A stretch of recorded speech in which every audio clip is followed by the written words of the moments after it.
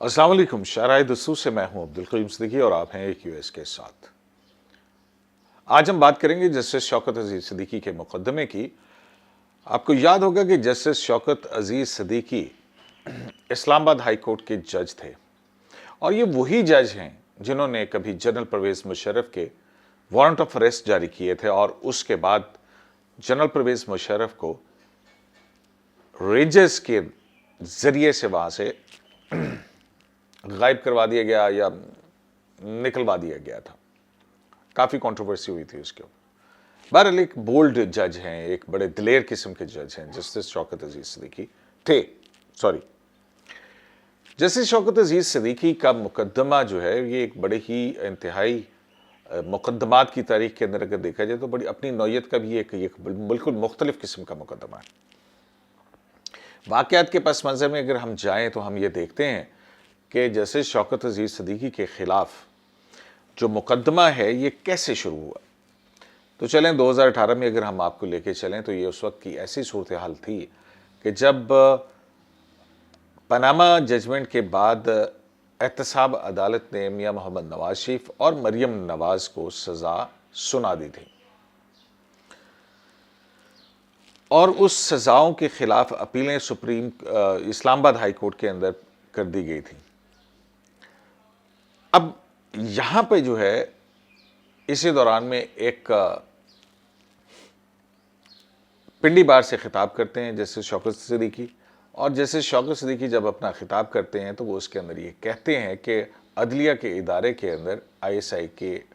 आला अफसर जनरल फैज़ का नाम लेके कि उसमें मुदाखलत है और ये कहा जा रहा है कि ये मुकदमा शौकत सिद्दीकी के सामने नहीं लगना चाहिए। इस बयान पर जो है वो काफ़ी हाहाकार मची और यही बयान जो है उनकी इस्लामाबाद के जज के इस्लामाबाद हाई कोर्ट के जज के ओहदे से रुखसती का बाइस भी बना। और ये फैसला बैन उस दिन आया जिस दिन अनवर कासी जो उस वक्त chief justice Islamabad high court थे उनके खिलाफ भी एक रेफरेंस सुप्रीम कोर्ट के अंदर चल रहा था और वो बहुत ही एक अहम मौजू के ऊपर था, करप्शन और करप्ट प्रैक्टिसेस के हवाले से था। और उसी दिन जस्टिस शौकत सिद्दीकी के खिलाफ फैसला आया। अनवर कासी को उस रेफरेंस से बरी कर दिया गया, सारे चार्जेस ख़त्म कर दिए गए, जबकि शौकत अजीज सिद्दीकी को इस बुनियाद पर, इस बयान की बुनियाद के ऊपर आसिफ सईद खोसर साहब की जजमेंट के ज़रिए या ओपिनियन के ज़रिए या सुप्रीम जुडिशल काउंसिल की ओपिनियन जिसका सरबराही साकिब निसार साहब कर रहे थे, उनको इस ओहदे से फारिग किया गया और उसी दिन सदर मुमलिकत ने इनकी बरतरफी का नोटिफिकेशन भी जारी कर दिया। उसके बाद से ये मुकदमा जो है वो सुप्रीम कोर्ट में आया। शौकत सिद्दीकी ने सुप्रीम जुडिशल काउंसिल में अपनी बरतरफी की सिफारिश को और उस फैसले को या उस नोटिफिकेशन को जो कि सदर मुमलिकत ने जारी किया उसको चैलेंज किया। तो 2018 से सुप्रीम कोर्ट में ये मुकदमा ज़ेर समाअत है और इस मुकदमे के अंदर बहुत सारे अप्स एंड डाउन्स आते रहे हैं, बल्कि डाउन्स ही डाउन्स हैं। अभी तक तो अब तो कुछ हुआ नहीं है मासवाए एक छोटी सी पेशरफ्त के, और वही शायद उम्मीद की एक किरण है। जब ये फैसला हुआ तो इस फैसले के खिलाफ जस्टिस शौकत सिद्दीकी ने सुप्रीम कोर्ट में आईनी दरख्वास्त दाखिल की। उनके वकील हैं जनाब हामिद खान साहब, उनके ज़रिए से शौकत सिद्दीकी के खिलाफ एक और भी पहले भी रेफरेंस था, वो घर वाला तारिक अजीज, वो उसको चले छोड़ देते हैं, अभी हम फोकस रखते हैं इसके ऊपर ही। तो इस मुकदमे के अंदर 2018 में जब ये शुरू हुआ, सुप्रीम कोर्ट में दरख्वास्त आई, दरख्वास्त के ऊपर एतराज़ात लगाए गए, उन एतराज़ात को ख़त्म करवाने में एक तवील अरसा लगा और फिर जब जस्टिस मुशीर आलम की सरबराही में 5 रुकनी लार्जर बेंच ने बिल आखिर एक दिन शौकत सिद्दीकी की जो है इस्तदा मंजूर की और रजिस्ट्रार ऑफिस के एतराज़ात कलअदम करार दे दिए, जिसके बाद ये बाकायदा समाअत के लिए मुकर्रर करने का हुक्म हुआ। मज़े की बात यह है कि ये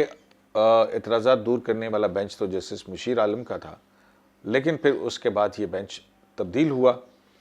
और बेंच तब्दील होने के बाद बेंच बना जस्टिस उमर अता बंदयाल की सरबराही में। اب یہ وہ عرصہ ہے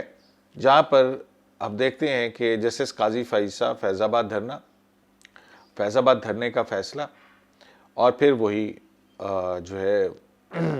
جس کو ہم نے ایک ویڈیو کی تھی فیض فائز فیض آباد، تو یہ تینوں کریکٹرز ایک طرح سے پھر اس میں آتے ہیں. کریکٹر تو نہیں کہیں گے، ہاں البتہ یہ ہے کہ وہ پھر وہی تقریباً ایکویشن بنتی ہے. جسٹس قاضی فائز کے خلاف شروع ہوتا ہے مقدمہ، تو اس مقدمے کی سماعت کے دوران جب یہ لگتی ہے تو جسٹس عمر عطا بندیال کہتے ہیں کہ وہی تقریباً اس مقدمے کے اندر آئینی سوالات ہیں جو کہ جسٹس قاضی فائز کے مقدمے کے ساتھ ہیں، جس میں 211 کی بار ہے اور دوسری مختلف چیزیں ہیں. تو کہا گیا کہ قاضی فائز کے مقدمے کا فیصلہ ہونے کے فوراً بعد اس مقدمے کو سماعت کے لیے مقرر کیا جائے. 1 سال لگا جسٹس قاضی فائز کے مقدمے کو فیصلہ ہوتے ہوئے. 19 جون کو پچھلے سال اس کا فیصلہ آیا، لیکن پھر کنٹروورسی کریٹ ہوئی، ایف بی آر کو معاملہ پہنچا اور ایف بی آر کے اوپر ریویو کا فیصلہ آپ کے سامنے آ چکا. تو اب ایک مرتبہ پھر اس سے پہلے بھی ایک سماعت ہوئی تھی، اس سماعت کے اندر کچھ ایک درخواست تھی اور اس درخواست کے اندر کہا گیا کہ یہ امینڈمنٹس کی جائیں. سپریم کورٹ کے 5 رکنی بینچ نے آرڈر کیے، کئی مرتبہ آرڈر کیے کہ اس کو فلاں تاریخ کو مقرر کیا جائے، فلاں مہینے میں مقرر کیا جائے. لیکن جہاں تک تعلق ہے جسٹس سابق جج شوکت صدیقی صاحب کے مقدمے کے سپریم کورٹ میں نہ لگنے کا، تو گو کہ بظاہر تو اس کی بہت ساری وجوہات جو ہیں وہ سامنے نظر آتی ہیں، لیکن لگتا ایسا ہے کہ شاید کوئی غیبی قوت ہے یا کوئی غیبی طاقت ہے جو کہ اس مقدمے کو کسی نہ کسی بہانے سے، کسی نہ کسی طریقے سے نہیں لگنے دیتی یا ملتوی ہو جاتا ہے. گو کہ اس مقدمے میں جسٹس شوکت صدیقی نے ارلی ہیئرنگ کی کئی درخواستیں جو ہیں وہ داخل کی ہیں، اور جو ریسنٹ درخواست داخل کی وہ پچھلے ہفتے کی تھی. جیسے ہی جسٹس قاضی فائز کا ریویو ختم ہوا ہے تو انہوں نے درخواست کی اور کہا کہ 4 مئی کو مقدمہ سماعت کے لیے مقرر کیا جائے، کیونکہ وہ ریٹائر ہونے والے ہیں اور پھر اس کے بعد کوئی فائدہ نہیں ہوگا. تو اب جو ہے وہ 17 مئی کو لگا دیا گیا ہے ان کا یہ کیس، اور جو بینچ تشکیل دیا گیا ہے اس بینچ کے اندر 3 جج صاحبان وہ ہیں جنہوں نے جسٹس قاضی فائز کے کیس کے اندر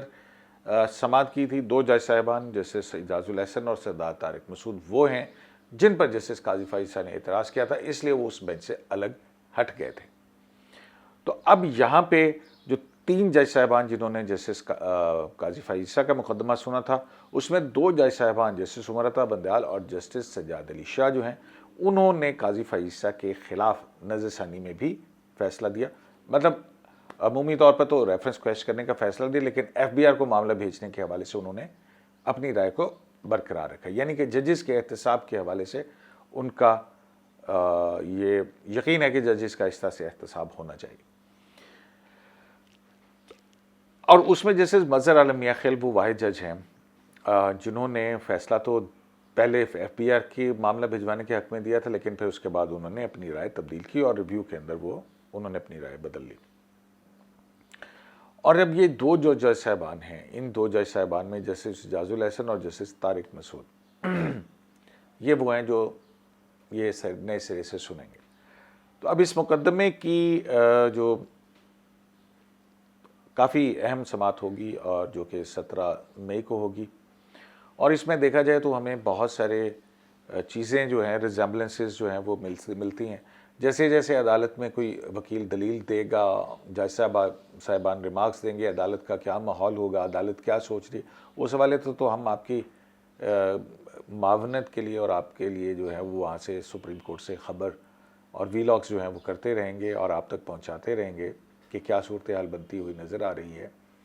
لیکن اگر ہم اس مقدمے کے بہت سارے پہلوؤں کو، کرداروں کو جوڑنے کی کوشش کریں تو اس میں بہت ساری چیزیں ہمیں جو ہیں وہ میرا خیال ہے اس کو دیکھنا ضرور چاہیے. جسٹس قاضی فائز اور جسٹس شوکت صدیقی ان دونوں کے خلاف کارروائی کب شروع ہوتی ہے؟ جب فیض آباد دھرنا ہوتا ہے. فیض آباد دھرنا کے بعد جو ہے آپ دیکھتے ہیں کہ اسلام آباد ہائی کورٹ اس میں انٹروین کرتی ہے اور وہ کال آف کرنے کے لیے کہا جاتا ہے. پھر ایک وہ ہوتا ہے